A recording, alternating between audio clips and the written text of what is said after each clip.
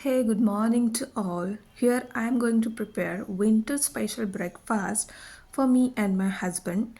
And here is the process of it.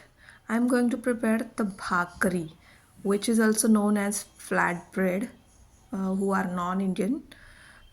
And भाकर in Marathi Konkani माणसं याला भाकरी असं म्हणतात. म्हणजे माझ्या कोकणातली माणसं मालवणी त्याका भाकरी म्हणतात. आणि त्याच्यासाठी मी घेतलेलं आहे तांदळाचं पीठ, राजगिऱ्याचं पीठ, सातूचं पीठ, शिंगाड्याचं पीठ आणि थोडंसं नाचणीचं पीठ.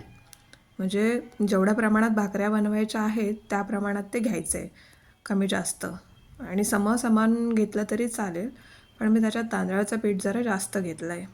आणि पाणी उकळत्या पाण्यात ते पीठ घालून त्याच्यात म्हणजे असं थंड झाल्यानंतर असं मळून घेतलेलं आहे.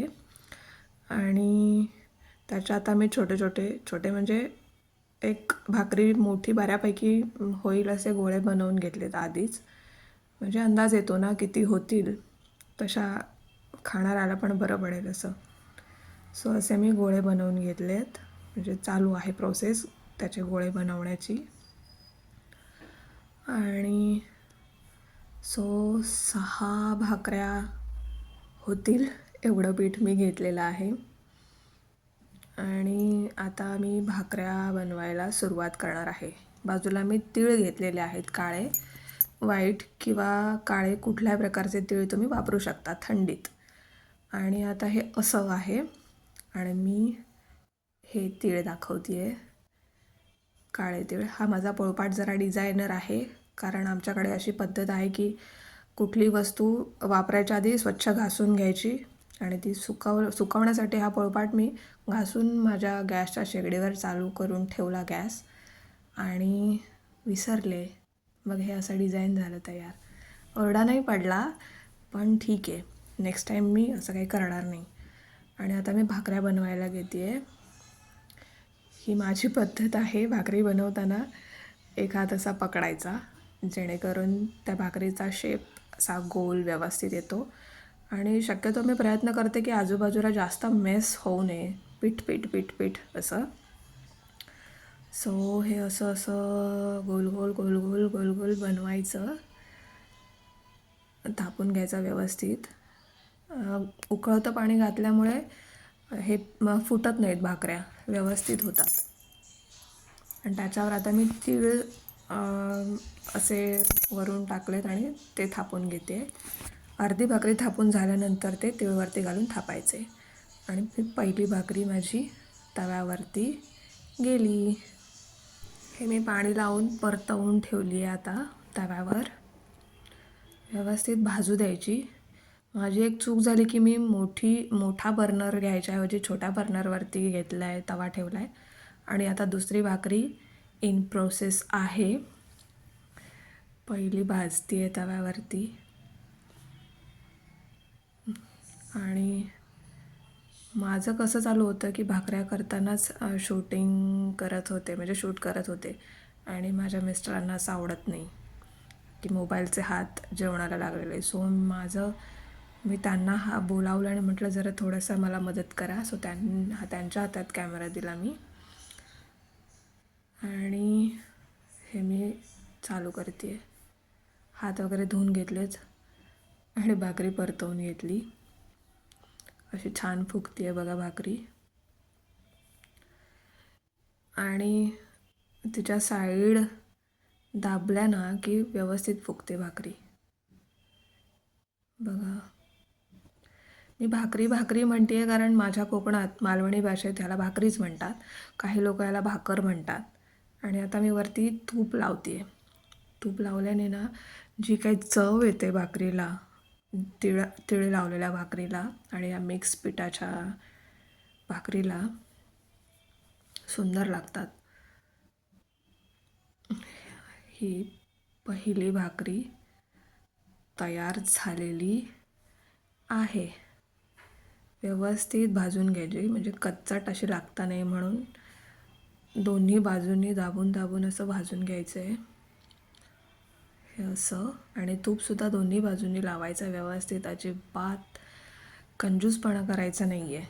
छान असं भरपूर तूप. ही आता तिसरी भाकरी. तिला आता मी पाणी लावलं आहे तव्यावर ठेवून.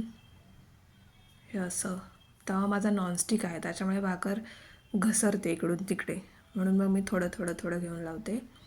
भाकरीचा जो तवा असतो त्याच्यावरती असं एकदाच घेतलं आणि असं फासलं की जमतं. जे मी गावी करायचे माझ्या आईकडे. हे सगळे मग माझ्या आईकडूनच शिकले आणि वयाच्या खूप लहानपणापासूनच शिकले. माझ्या आजोबांनी वगैरे मला खूप लहानपणीच शिस्त लावली होती स्वयंपाक वगैरे करण्याची. आणि हे मी असं करून घेते. असं केल्यामुळे भाकरीचा शेप छान येतो. म्हणजे असं थोडंसं हे मी आईकडून शिकले, असं असं करायचं, करून घ्यायचं. आता माझा ओटा जरा पीठमय झालेला दिसतोय. म्हणजे किती काळजी घेतली ना तरी हे पीठ होतच होतं, पसरतात सगळीकडे. तर त्याच्यावर हे तीळ ओतते मी. ओतते म्हणजे असे हातानेच टाकते आहे. हे असं टाकायचे आहेत. पिठात घालून मळायला गेलात ना तर ते मग फाटतात भाकऱ्या थापताना. म्हणून मग हे असं घ्यायचं आणि हळूहळू करायचं. आणि हे फक्त मी हिवाळ्यातच बनवते. तीळ घातलेल्या अशा मिक्स पिठांच्या भाकऱ्या. उन्हाळ्याचं वेगळं असतं, वेगळे पिठं असतात. ही फक्त हिवाळ्यासाठी, म्हणजे ना थंड जास्त ना गरम जास्त, मीडियमच राहील. तब्येतीला पण चांगलं राहील. हे असे काठ दाबून घ्यायचे जेणेकरून भाकरी फुगताना ती फाटून त्यातनं हवा निघता नाही म्हणून. असं व्यवस्थित दाबून घ्यायचं दोन्ही बाजूंनी. तर प्रत्येक गृहिणीला सवय झालेली असते, हातांना चटके नाही लागत त्यावेळी. जेव्हा खूप वेळा भाकऱ्या बनवून बनवून सवय होते ना तेव्हा जमून जातं सगळं व्यवस्थित. हे बघा, भाकरी अशी दाबून दाबून हळूहळू व्यवस्थित फुगती आहे. आणि तिथे हे असं भाकरी भाजायची माझी पद्धत आहे. आता तूपवरती म्हणजे सगळ्या बाजूंनी प्रत्येक अँगलने मी शूट करायला सांगितलं आहे त्यांना. हे भाकरी बनवण्याची प्रोसेस हे बघा. ह्याचं तूप दोन्ही बाजूंनी लावायचं. मग मस्त चवीला लागतात भाकऱ्यासुद्धा. पोळीला पण तूप लावतात, पण मी हे अशा भाकऱ्या बनवते त्याला तूप लावते. नाहीतर ना त्या कोरड्या कोरड्या सुक्यानं घशाला असं गिळताना खूप त्रास होतो. मग ह्या अशा छान लागतात. आणि मग ह्या भाकऱ्या मी मेथीची भाजी बनवली होती त्याच्यासोबत खाल्ल्या ह्यांनी आणि मी. चवीला एकदम उत्कृष्ट, सुंदर आणि तब्येतीलाही छान. तुम्हीसुद्धा बनवून बघा, छानच लागतील तुम्हालाही. धन्यवाद.